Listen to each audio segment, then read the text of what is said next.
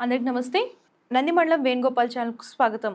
తెలంగాణ రాష్ట్రంలో ఉద్యోగాల కోసం ఏళ్లుగా ఎదురు చూస్తున్న లక్షలాది మంది అభ్యర్థులకు తెలంగాణ ప్రభుత్వం ఊరట కలిగించే నిర్ణయం తీసుకుంది.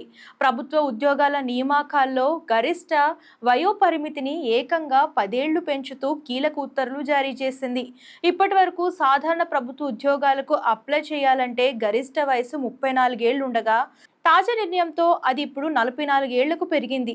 దీంతో వయోపరిమితి దాటిపోయిందని ఆశలు వదిలేసుకున్న వేలాది నిరుద్యోగులకు మళ్లీ ప్రభుత్వ ఉద్యోగాలపై ఆశలు చిగురించాయి.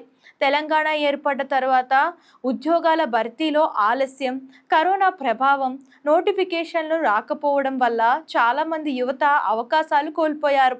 ఈ పరిస్థితిని దృష్టిలో పెట్టుకొని ప్రభుత్వం ఈ కీలక నిర్ణయం తీసుకుంది. ఇక రాబోయే ఏడాది వెలువడే అన్ని జనరల్ ఉద్యోగ నోటిఫికేషన్లకు ఈ వయో సడలింపు వర్తించనుంది. ఇది నిరుద్యోగుల రెండో అవకాశం అని చెప్పొచ్చు.